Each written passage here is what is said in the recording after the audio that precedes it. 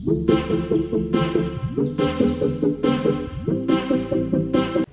दोस्तों, मैं अमरदीप कादियान। नमस्ते, प्रणाम, सलाम वालेकुम, सत श्री अकाल, जय मसीह की, राम राम जी, जय माता की।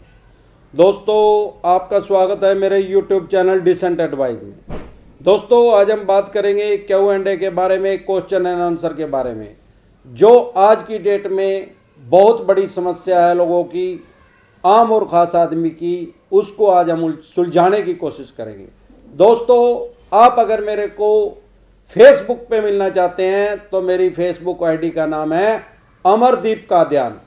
उसका मैं डिस्क्रिप्शन में डाल दूंगा, आप वहां से मेरे को फॉलो कर सकते हैं, मुझे मिल सकते हैं, अपनी बात वहां पे भी मुझे बता और सकते हैं, और मैं वहां पे भी आपका कोई भी सवाल होगा उसका जवाब मैं इजीली दे पाऊंगा। कई बार मैं यहाँ पे कमेंट में नहीं होता, फेसबुक चलाता हूँ, तो मैं वहां से आपका इजीली उसको कवर कर पाऊंगा। आज की स्टार्ट करते हैं। सबसे पहले है जी प्रशांत अलाडा, बैंक में जाकर ECS कैंसिल करवा सकते हैं ताकि लोन वाले फ्यूचर में EMI काट ना सकें। देखो प्रशांत जी, ऐसा है, ECS तो आप कैंसिल करवा सकते हैं, लेकिन ये इतना आसान नहीं है। सबसे पहले तो अगर आपने उसी बैंक से लोन ले रखा होगा और वहीं से ECS उसी बैंक का लगा हुआ, तो वो 99% चांस है कि वो करेंगे ही नहीं। और मेरी सलाह आपको ये है कि आप ECS ना कैंसिल करवाइए, क्योंकि जैसे ही आप ECS करवाएंगे तो इसमें आपका 420 में 420 में आपका पर्चा भी दर्ज करवा सकती है वो कंपनी या NBFC जिससे आपने लोन लिया है।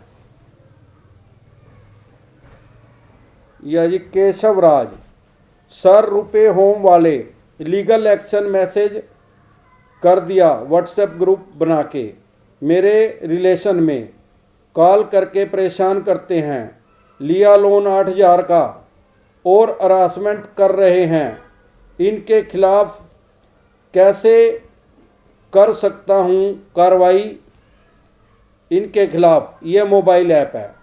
देखो जी, सबसे पहली बात तो यह है कि रुपए होम के नाम से ये जो आपकी ऑनलाइन ऐप होगी, सबसे पहले तो इसकी आप RBI की वेबसाइट पे जाके चेक करें कि ये RBI के अंदर ये कंपनी जो इन्होंने बना रखी है रुपए होम के नाम से रजिस्टर्ड है कि नहीं है।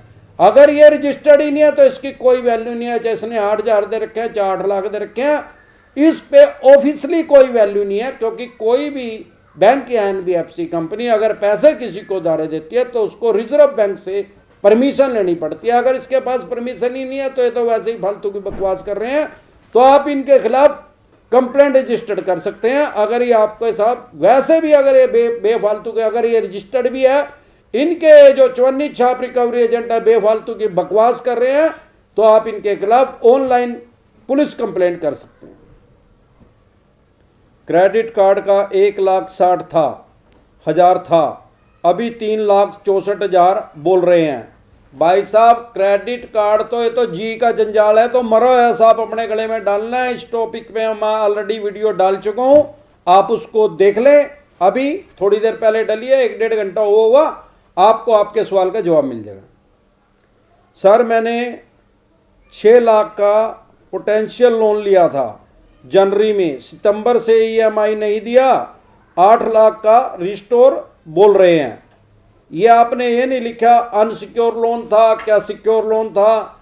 जब आप ये लिखेंगे तो मैं आपको इजीली इसका जवाब दे पाऊंगा। सितंबर अक्टूबर में आपकी सिर्फ किस्त नहीं गई, 2 महीने आपकी किस्त नहीं गई, तो ये क्या 2 लाख रुपए ब्याज लग गया क्या?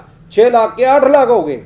ये कोई बात नहीं, आप दोबारा से कमेंट करें, मुझे बताएं, तो मैं आपका इजीली जवाब दे पाऊंगा। सर, SBI से express credit card personal loan लिया है, वो सिक्योर है या अनसिक्योर बता सकते हैं? भाई साहब, कोई भी क्रेडिट कार्ड का अगर आप लोन लेते हैं वो अनसिक्योर ही होता है। और आपको एक गुरु मंत्र देता हूं, सिक्योर लोन का और अनसिक्योर का आपको पता करने का किसी से पूछने की जरूरत नहीं।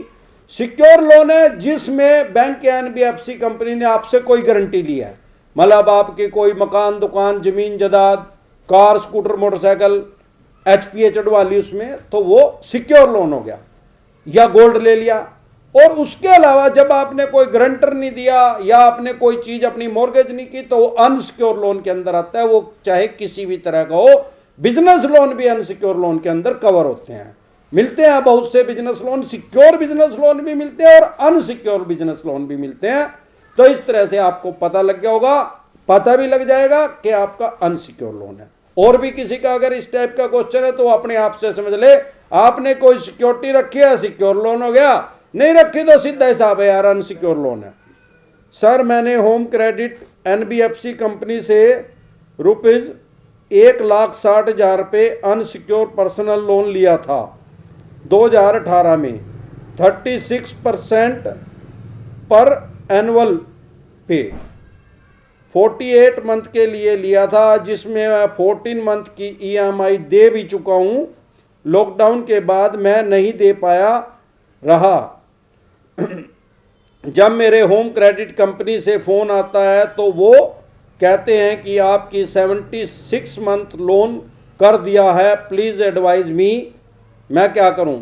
सबसे पहले तो आप ये पता करो कि ये होम क्रेडिट के नाम से जो आपकी एनबीएफसी कंपनी बोल रहे हो ये रिजर्व बैंक में रजिस्टर्ड है कि नहीं। अगर है तो भी इसके पास ये क्या राइट्स हैं यार। पहले तो इन्होंने आपकी किस्त करी 48 महीने की, अब आपकी किस्त इसमें टूट गई लॉकडाउन में, तो अब आप कह रहे हैं 76 महीने ही कर दी। तो आपके साइन तो करवाए होंगे। अगर आपके साइन के बगैर ही कर दी तो सबसे पहले आप अपनी लोन स्टेटमेंट निकलवाओ और इनके खिलाफ कंज्यूमर कोर्ट में केस दायर कर दो। सर मेरे क्रेडिट कार्ड से मेरे 2 दोस्तों ने 30,000 15 मंथ पहले लिए थे और वो अब नहीं दे रहे।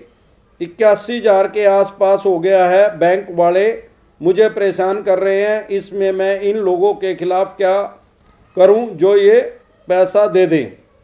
देखो भाई साहब, पहले तो आपने अपने दोस्तों को 30,000 रुपये यूज़ करने दिए और फिर आपने वो भरे नहीं, तो लाइबिलिटी तो आपकी है ना भाई साहब। आप अपना क्रेडिट कार्ड किसी को दे रहे हैं।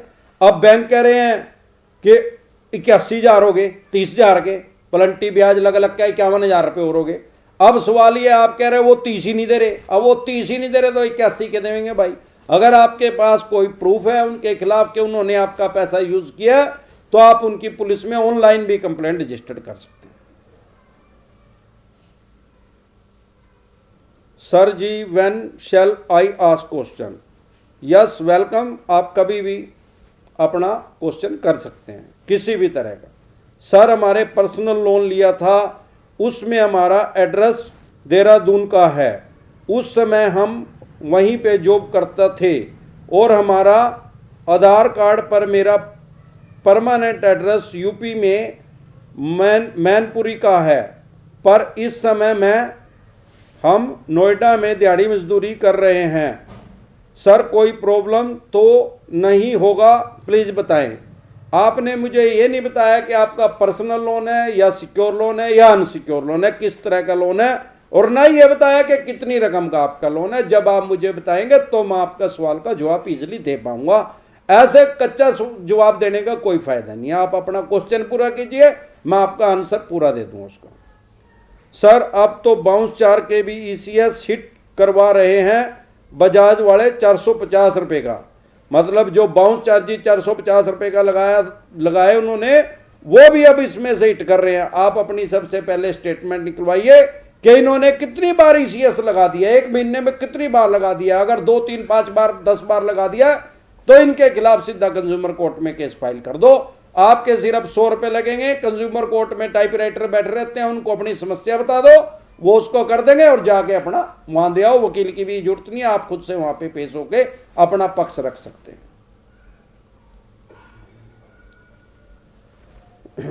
मैंने डिजिटल लोन के लिए अप्लाई किया, ₹588 ट्रांसफर किया, लेकिन लोन नहीं मिला, क्या करना होगा। भाई साहब ऐसा है, ये तो फेक ऑनलाइन पे अप्लाई कर दिया आपने और 588 रुपये तो वो खा गए। अब 100% चांस है कि आपके पास मेल आएगी, मैसेज आएगा, उनका फोन आएगा। अब वो 1-2 हज़ार रुपये और मांगेंगे आपसे, कहेंगे आपका सिविल खराब है जी, हम सिविल ठीक कर देंगे, फलाना कर देंगे, ये प्रोसेसिंग फीस है, ये दे दो। ये 100% फ्रॉड है। चाहे ऑनलाइन ऐप है, चाहे ऑफलाइन है, चाहे बैंक है, चाहे एनबीएफसी कंपनी है, कोई भी है, अगर वो आपको लोन देगा तो उस लोन में से वो अपनी प्रोसेसिंग फीस काट लेगा, दैट्स ऑल। ये तो कॉमन सेंस की बात है। अगर कोई आदमी आपसे एडवांस में ही पैसे मांग रहा है तो इसका मतलब वो फ्रॉड है। आप उससे बचिए। 588 रुपये तो गए, उनको तो भूल जाओ, आगे बच जाओ, नहीं तो अगले भी जाएंगे। लोन नहीं मिलता है तो चवन्नी का भी भूल जाओ। Good morning sir, please reply. Corona में कार 2 मंथ EMI नहीं भरने पर बैंक कार ले जाएंगे, मुझे क्या करना होगा? Please reply my WhatsApp number. देखो भाई साहब, व्हाट्सएप नंबर पे तो मैं रिप्लाई नहीं कर पा रहा, ना करता किसी को, ना मोबाइल पे मैं बात इतने आदमियों का जवाब नहीं दे सकता, क्योंकि मैं खुद से भी कुछ पर्सनल काम बिजनेस करता हूं अपना। हाँ, आपका कोई भी कमेंट हो मैं उसको जवाब देने की पूरी कोशिश करता हूं। 2 महीने में कोई भी बैंक या एनबीएफसी कंपनी आपसे आपकी गाड़ी नहीं खो सकती, ये नियम नहीं है। और अभी क्योंकि कोरोना काल चला हुआ है और माननीय सुप्रीम कोर्ट में एनपीए पे रोक लगी हुई है, 3 महीने जब आपका केस किसी भी आदमी की 90 दिन की डिफॉल्ट हो जाती है तो वो 93वें दिन के बाद उसको एनपीए में डाल देते हैं, फिर उनके पास राइट्स आ जाते हैं। लेकिन फिर भी ऐसा नहीं है कि वो छीना झपटी करके ले लेंगे, लेकिन अभी तो एनपीए पे रोक है और आपकी 2 महीने की शुरू की है, आप कोशिश करके उसको भर दीजिए। अभी आपके डरिए ना, ये वैसे बेफालतू की बकवास कर रहे हैं कि गाड़ी खोस लेंगे, कुछ नहीं कर सकते, लीगल नहीं कर सकते, इनलीगल तरीके से खोस रहे थे, इनकी कंप्लेंट कर दो बस। डेब्ट ट्रैप से कैसे निकलूं मैं? मार्केट से पैसा लाइफ में फर्स्ट टाइम लिया था 1 लाख और उसको 4 लाख का बना दिया है। वो भी गुंडागर्दी करते हैं और उसके पास ब्लैक मनी बहुत है। मैं क्या केस कर सकता हूं उसके ऊपर? क्या एक्ट आईपीसी धारा का लगेगा होगा उसके ऊपर? Please help. देखो भाई साहब, आपने उससे पैसे लिए हैं, सबसे पहली बात तो आपने उसको चेक दिया है कि नहीं दिया? अगर चेक ही नहीं दिया तो वो आपका कुछ नहीं कर सकता, वो तो वैसे ही बकवास कर रहा है, बोलता रहने दो उसको। बाकी आप इसके ऊपर कोई केस रजिस्टर्ड नहीं कर सकते भाई साहब। एक तो पैसे ले लिए उससे, उसी के ऊपर क्या करे, केस रजिस्टर्ड करेगा भाई? उनने 1 लाख के 4 लाख लिख दिए, उसने कहते 40 लाख लिख ले भाई इसमें, बस मेरे पैसे में नहीं भाई लिख ले इसमें 40 लाख रुपये, खुश होता रहा, दिल खुश कर ले अपना। सर, पर्सनल लोन में एक LIC की पेमेंट किया तो क्या होगा? सर, पर्सनल लोन में एक LIC की पेमेंट नहीं किया तो क्या होगा? 5 साल का है, 1 साल का कटा है, ईयरली LIC है। भाई साहब, सबसे पहली बात तो मैंने आज तक नहीं देखा कि किसी भी पर्सनल लोन में LIC का मतलब होगा life insurance corporation of India. मैंने किसी भी पर्सनल लोन के साथ LIC का इंश्योरेंस होते हुए आज तक नहीं देखा। हाँ, सामान्य बोलचाल की भाषा में और किसी इंश्योरेंस कंपनी को भी LIC ही बोलते हैं। किसी और कंपनी से आपका इंश्योरेंस होगा, अगर लोन सिक्योर इंश्योरेंस है तो उसको आप चलता रहने दें, मतलब ऋण सुरक्षा। भगवान ना करे आप नहीं रहे तो वो लोन आपके बच्चों को, आपकी वाइफ को, आपके उत्तराधिकारी को नहीं देना पड़ेगा। हाँ, उसके अलावा इन्होंने कोई बेफालतू के जैसे हेल्थ इंश्योरेंस करते हैं, और भी कई तरह के नेशनल डिजास्टर, और भी कई तरह के इंश्योरेंस कर देते हैं। अगर आप उनको नहीं भरेंगे तो आपका कुछ नहीं इसमें बिगड़ने वाला, आपके राइट्स है। ये जरूर है कि जो पैसे आपने पहले साल भरे हैं वो खत्म हो जाएंगे, वो ये वापस नहीं देंगे, इसके अलावा ये आपका कुछ नहीं कर सकते। सर, मुझे श्री राम फाइनेंस सिटी से लीगल नोटिस आया है, मैं किस्त नहीं भरे तो, मैंने किस्त नहीं भरी तो। वो तो भाई साहब ये नोटिस तो भेजेंगे, जब आपने किस्त नहीं भरी तो नोटिस तो भेजेंगे। अभी कोर्ट का नोटिस नहीं आया क्योंकि एनपीए पे रोक है, इनके वकील ने नोटिस भेजा होगा।